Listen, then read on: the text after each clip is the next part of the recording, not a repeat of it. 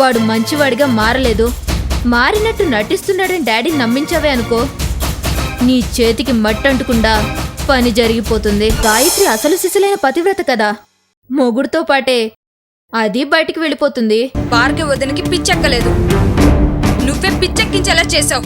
భార్గవి వదనికి చేతబడి చేయించావు. నేను చేసే పనుల గురించి నా గురించి ఎవరికైనా చెప్పాలని ప్రయత్నించావో అడ్డంగా చీరేస్తానా.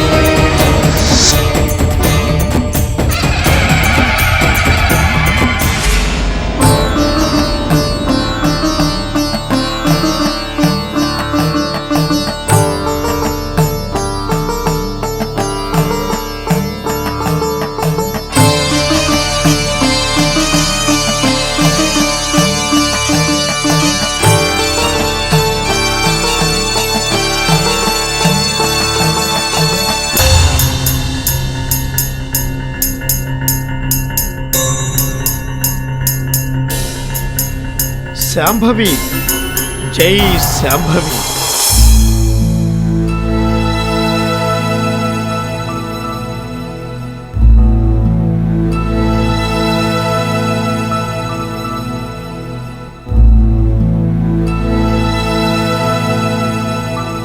Surprising, unbelievable.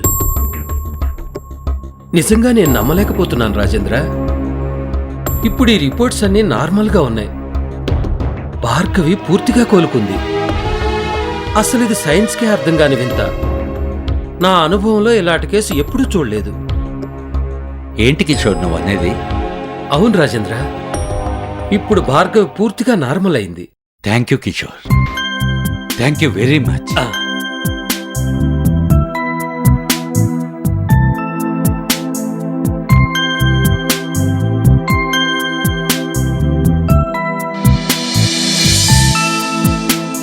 Now she is all right Gayatri.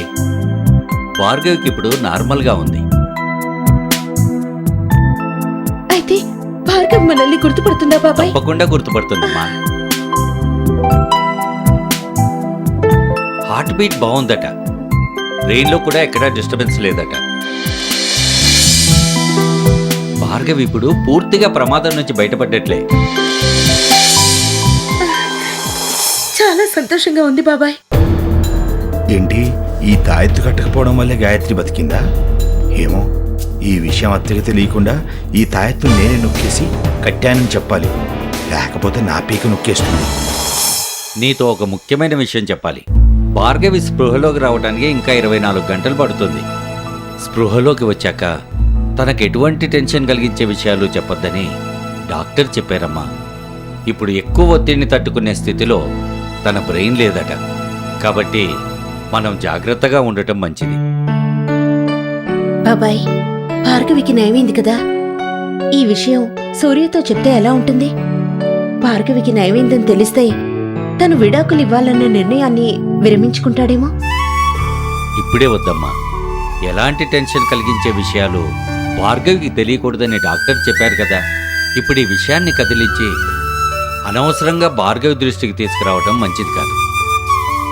సరేనా? అలాగే బాబాయ్.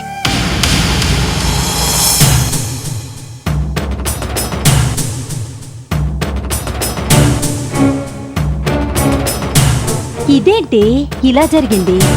నువ్వు చెప్పిన ప్రకారం భార్గవి చావాలి కదా. ఉన్న పిచ్చి కాస్త నయమైపోయి చక్కగా తిరుగుతోంది కదే. అదే నాకు అర్థం కావట్లేదు మమ్మీ. ఒకవేళ ఏదైనా పొరపాటు జరుగుంటే అది నాకు ఎఫెక్ట్ అయి నా ప్రాణాలు పోవాలి. కానీ అలా కూడా జరగలేదు. జీవన్, ఓసారి ఇట్రా. వస్తున్నాను అత్తయ్య. అవును, మమ్మీ ఇచ్చిన తాయత్ని మీరు సరిగ్గా భార్గవి కట్టారా? సరిగ్గానే కట్టాను. ప్రియా, నువ్వేమీ అనుకోనంటే నేను ఓ మాట చెప్పనా? ఈ తాయెత్తులు మంత్రాల వల్ల పనులవుతాయని నువ్వెలా నమ్మావు? నీ అమాయకత్వం చూసి ఆ ముసల్దేవత మిమ్మల్ని బాగా నమ్మించి బాగా డబ్బులు గుంజింది. మమ్మీ, బిస్తర మంత్రగత్తె కానీ మోసగత్తె మాత్రం కాదు. ఆమె ఎంత శక్తివంతురాలో నాకు బాగా తెలుసు. ఇప్పటి వరకు అంతా ఆమె చెప్పినట్టే జరిగింది. ఈ ఒక్క విషయం ఎందుకు జరగలేదో నాకు అర్థం కావటం లేదు. ఎక్కడో ఏదో పొరపాటు జరిగింది. ఏ పొరపాటు జరగలేదు. అయినా ఈ రోజుల్లో ఇంకా మంత్రాలేంటి? మీ పిచ్చి కాకపోతే భార్గవ్కి ఏదో సైకలాజికల్గా ప్రాబ్లం ఉండి ఉంటుంది. ఇప్పుడు డాక్టర్ ట్రీట్మెంట్ వల్ల నయమై ఉంటుంది.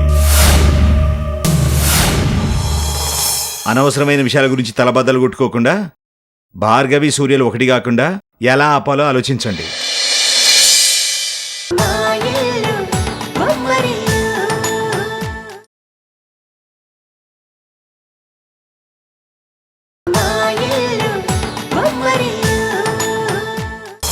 అనవసరమైన విషయాల గురించి తలబద్దలు కొట్టుకోకుండా భార్గవి సూర్యలు ఒకటి కాకుండా ఎలా ఆపాలో ఆలోచించండి. వాళ్ళిద్దరూ ఒకటైతే ప్రియా ఆశలన్నీ ఆవరినట్టే. ఎట్టి పరిస్థితుల్లోనూ అలా జరగకూడదు ప్రియా. అలా జరిగినాడు మనం పూర్తిగా ఓడిపోయినట్టే. ఏదో ఒకటి చెయ్యాలి ప్రియా. ఇన్నాళ్ళు ఇంత కష్టపడింది మళ్ళీ దాన్ని సూర్యకి దగ్గర చేయడానికి మమ్మీ. నేను మంత్రాల్ని ఎంతగా నమ్మానో నా తంత్రాల్ని అంతగానే నమ్ముకున్నాను. భార్గవి సూర్యకి దగ్గర అవ్వకముందే నేను దగ్గరవుతాను. అప్పుడు అదే దూరం అయిపోతుంది. ఒక శుభం ఆపాలంటే ఏదో ఒక అశుభం జరగాలంటారు. కానీ నేను ఇంకో శుభంతో దాని జీవితానికి అశుభం పలుకుతాను. చూస్తూ ఉండు మమ్మీ. అదేదో తొందరగా చేసి చూపించు. ఎందుకంటే అవకాశాలు మళ్ళీ మళ్ళీ రావు. వచ్చినప్పుడే వినియోగించుకోవాలి. ఇంకో అవకాశం కోసం వెయిట్ చేయకుండా త్వరగా ఏదో ఒకటి చేయండి. లేకపోతే భార్గవి దెబ్బతిన పులవుతుంది, మిమ్మల్ని వేటాడుతుంది. జాగ్రత్త.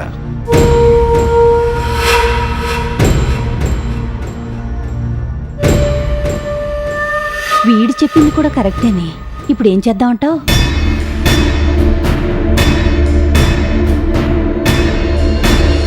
వీళ్ళకి కబుర్లు చెప్పడం తప్పించి పని చేయడం చేత కాదు. సూర్య భార్గవులు మళ్ళీ ఒకటవడం గ్యారంటీ. నేను ఇక్కడే ఉండి ప్రియని దక్కించుకోవడం గ్యారంటీ. ఈ ఆస్తి మొత్తం నా చేతికి చిక్కడం గ్యారంటీ.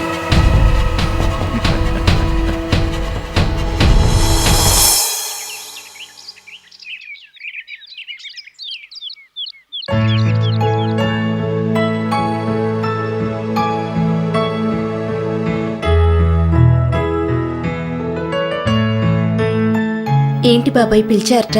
నీతో కొంచెం మాట్లాడే పనుంది. కూర్చోమ్మా. అల్లుడేడమ్మా?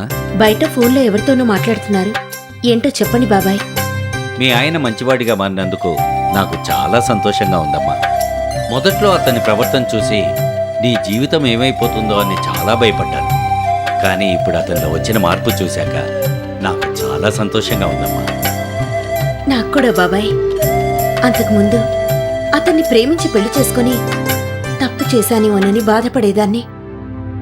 కానీ ఇప్పుడు ఆయన పూర్తిగా మారిపోయి ప్రతి క్షణం నా గురించే ఆలోచిస్తుంటే నేనెంత అదృష్టవంతురాల్లో అనిపిస్తోంది. జీవితం అంటే అంతేనమ్మా. ఎప్పుడు బాధలు వస్తాయో తెలీదు, ఎప్పుడు సంతోషంగా ఉంటుందో తెలీదు. నువ్వు తొందరపడి పెళ్లి చేసుకోవటం వల్ల, ఒకరినొకరు మీరిద్దరూ అర్థం చేసుకోకపోవటం వల్ల కొద్ది రోజులు ఇబ్బంది పడ్డాను. ఇప్పుడు అతను నిన్ను పూర్తిగా అర్థం చేసుకున్నాడు. ఇక నీ జీవితం గురించి నాకు దిగులేదు.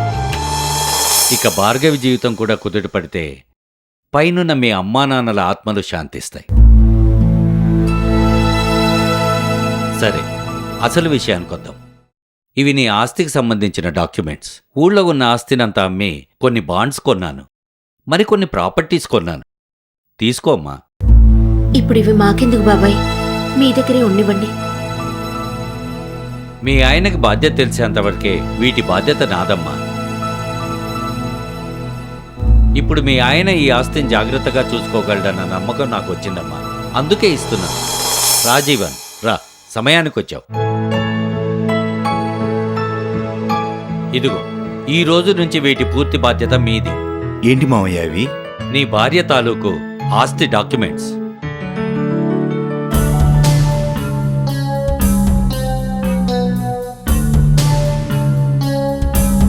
తీసుకో జీవన్.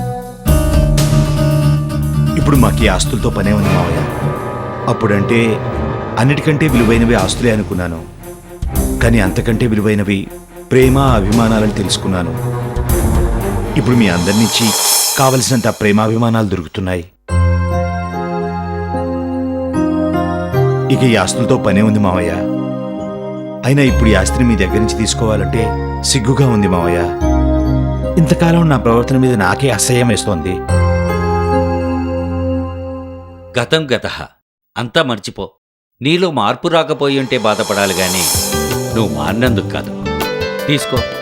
నీ భార్యని, పుట్టబోయే బిడ్డను జాగ్రత్తగా చూసుకొని హాయిగా ఉంది.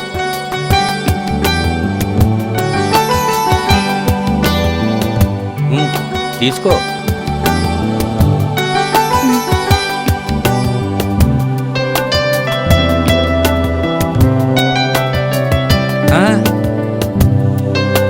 నువ్వు మా ఇంటి అల్లుడు అయ్యా.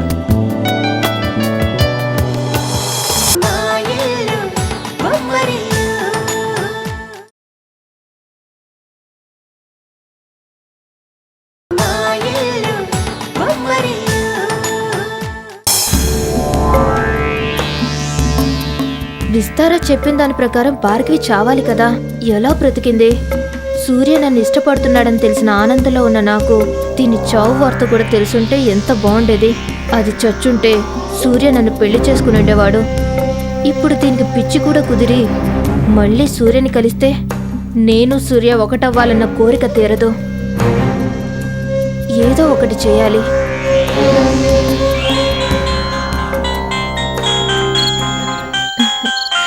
సూర్య ఫోన్. హలో సూర్య, ఏంటి ఈ టైంలో? ప్రియా, నీతో ఓ ముఖ్యమైన విషయం చెప్పాలి. ఏంటి సూర్య? ప్రియా, నేను నిన్ను పెళ్లి చేసుకుందాం అనుకుంటున్నాను.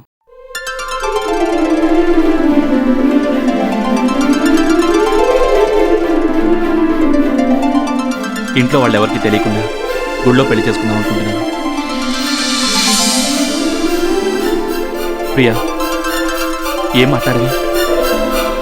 నన్ను పెళ్లి చేసుకోవడం నీకు ఇష్టమే కదా? నా ఇష్టం సంగతి వదిలే సూర్య.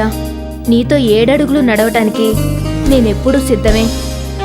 కానీ నేను ఆలోచిస్తున్నది ఎవరికీ తెలియకుండా గుళ్ళో పెళ్లి చేసుకుందామన్నావే, దాని గురించి. మీ అన్నయ్యకి వదినికి తెలిస్తే తర్వాత ప్రాబ్లమ్స్ వస్తాయేమో. ఏ ప్రాబ్లమ్స్ రావు.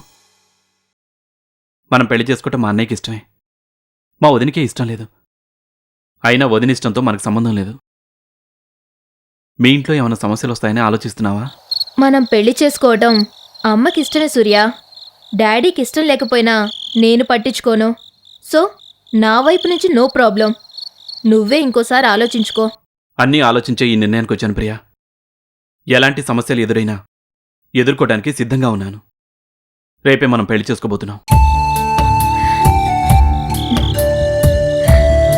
థ్యాంక్ యూ సూర్య.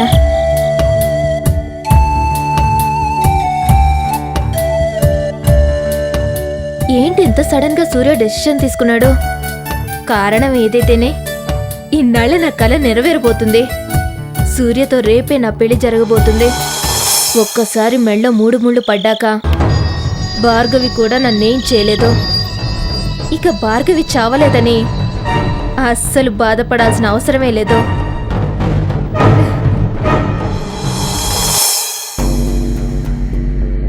ఆ గాయత్రి పీడ విరగడవుతుంది అనుకుంటే అది బ్రతికి చచ్చింది. దానికి తోడు ఆ గాయత్రితో పాటు దాని మొగుడు కూడా ఇక్కడే తిష్టవేశాడు. వీళ్ళిద్దరిని త్వరగా వదిలించుకోకపోతే ఏకులా వచ్చిన వాళ్ళు మేకుల్లా తయారవుతారు.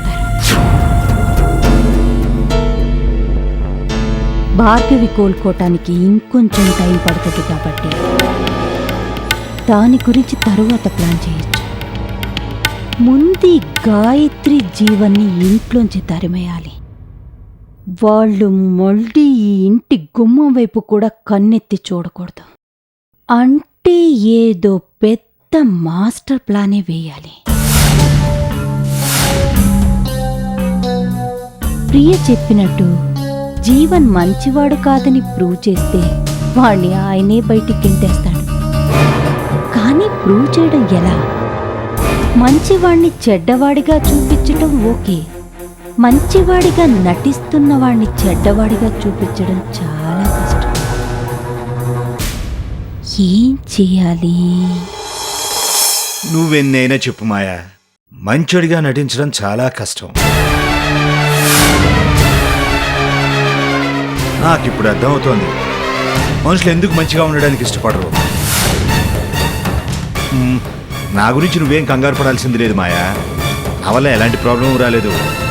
నా మీద ఎలాంటి అనుమానం రాకుండా బాగానే మేనేజ్ చేశాను. కాకపోతే మనం అనుకున్న ప్లాన్స్ 50% సక్సెస్, 50% ఫెయిల్యూర్.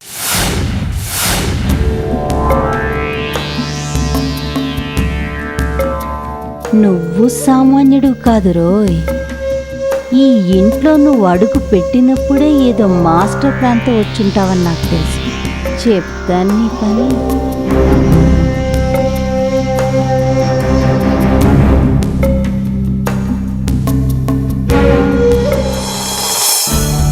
ఆ భార్గవికి పిచ్చి తగ్గింది మాయా, అదే మనకి బ్యాడ్ న్యూస్. దానికి పిచ్చి ముదిరి చచ్చుంటే మొత్తం ఆస్తి మనకే వచ్చుండేది. కానీ ఇంకో గుడ్ న్యూస్ ఉంది, అందుకే పెద్ద బాధపడడం లేదు. నా భార్య ఆస్తి మొత్తం మా మామ నా చేతిలో పెట్టాడు. ఇదంతా నువ్వు చెప్పినట్టు చేయడం వల్లే అయింది Maya. Thank you very much. ఏ నీకేమైనా పిచ్చా మాయా? ఏంటి, ఏం జరిగింది?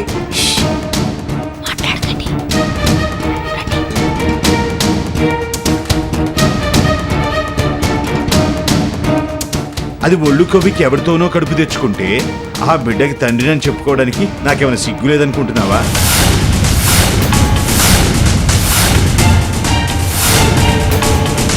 ఇన్నాళ్ళు మంచోడిగా నటించినందుకు ఇప్పటికి ప్రతిఫలం దక్కింది. ఇప్పుడు ఆస్తి చేతికి వచ్చింది కాబట్టి టైం చూసుకొని దాన్ని దాని కడుపులో బిడ్డని పైకి పంపించేస్తే ఇక మనకి ఏ అడ్డు ఉండదు. ఇద్దరం కలిసి ఎటైనా చెక్కేయచ్చు. బాయ్.